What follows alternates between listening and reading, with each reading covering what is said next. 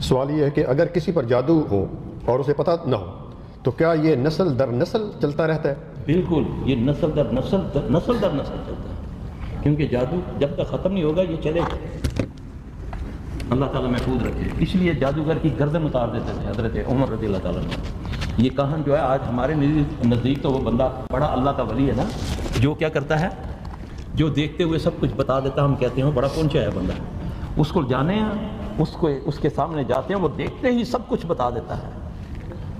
آپ کو ایک فارمولہ بتاتا ہوں اس کو ذلیل کرنے کا، جو میں نے حضرت عمر رضی اللہ تعالیٰ عنہ کو پڑھ کے سیکھا۔ حضرت عمر رضی اللہ عنہ کے دور میں اس طرح ایک کاہن کے بارے میں مشہور تھا کہ بہت زیادہ وہ نا بس بندے کو دیکھتا ہے تو اس کا سب کچھ بتا دیتا ہے۔ آج بھی پاکستان انڈیا میں لوگ موجود ہیں، وہ بندہ پہلے دن جاتا ہے تو اس کا سارا ماضی بتا دیتے ہیں، سب کچھ بتا دیتے ہیں، جو اس نے دن میں کیا 100% صحیح بتاتے ہیں۔ یہ کاہن ہوتا ہے۔ آپ نے کل بھی میں نے اپنے درس میں ایک حدیث بیان کی تھی، صاحب ابن سیاد والی، نبی کے دور میں بھی ایسا تھا۔ اس کے پاس کیا ہے، حضرت عمر رضی اللہ تعالیٰ نے اس کو کیسے پکڑا،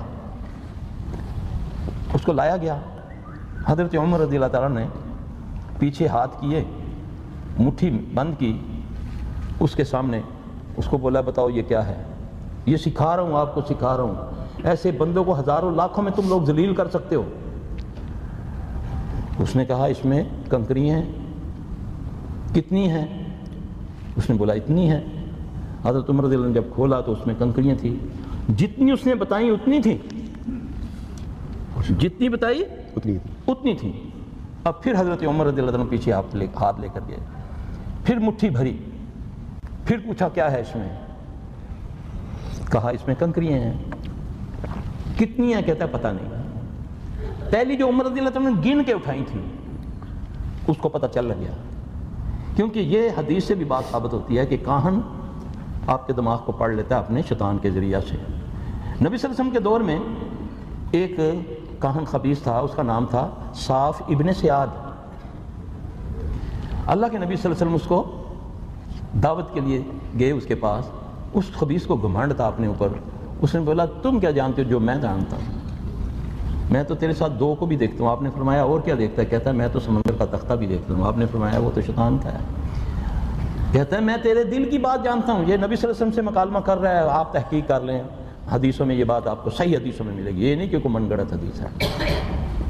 اللہ کے نبی صلی اللہ علیہ وسلم نے اپنے دل میں سورہ دخان کی تلاوت کی، سورہ دخان کی کچھ آیات کی۔ اس کے لیے تو قرآن نئی چیز تھی۔ کہنے لگا کہ جو تو نے پڑھا ہے میں سمجھ تو نہیں سکا، مگر دکھ تو نے کہا ہے نا، ان کے دکھ کا لفظ تو اس نے اچکا۔ تو نبی صلی اللہ علیہ وسلم نے فرمایا کہ تو دنیا کا سب سے بڑا ذلیل ہے۔ تو وہ بندہ ہمارے نزدیک سب سے پہنچا ہوا ولی بن جاتا ہے۔ میرے بھائی یہ شیطانیت ہے، یہی کہانت ہے۔ وہ آپ کے ساتھ ایک جو جن اللہ نے پیدا کیا، وہ آپ کے گھر کا بھیتی ہے، وہ آپ کے سارے معاملات، سارے راز جانتا ہے۔ وہ اس کے پاس جو شیطان ہے وہ آپ کے شیطان کے ساتھ رابطہ کر کے آپ کی ساری باتیں پوچھتا جا رہا ہے اور آپ کو بتاتا جا رہا ہے، تمہارا یہ نام ہے، تمہاری اتنی بیٹی ہیں، تم نے یہ کیا، آج تمہارے گھر میں یہ کچھ ہوا۔ اس سے لوگوں کا ایمان ضائع ہو جاتا ہے۔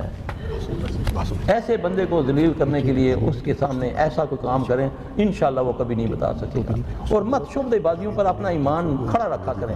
کسی کو ہوا میں اڑتا دیکھو، کسی کو پانی پہ چلتا دیکھو، آگ کو پھانکتا دیکھو تو وہ شیطان ہے، وہ ولی نہیں ہو سکتا۔ ولیوں کی نشانی جو اللہ نے قرآن میں بتائی ہے، ولیوں کے ہاتھ ایسے ہوتے ہیں، ایسے نہیں ہوتے کہ ایسے ہوتے ہیں، نہیں نا، وہ کیا کرتے ہیں، وَمِمَّا رَزَقْنَاهُمْ، یہ ولیوں کی پہچان ہے۔ تو اللہ تبارک و تعالی ہمیں سمجھ عطا فرمائے۔ ویڈیو کے نیچے سبسکرائب کے بٹن پہ کلک کریں، بیل کے آئیکن پہ کلک کیجئے تاکہ ہر نئی ویڈیو کی نوٹیفیکیشن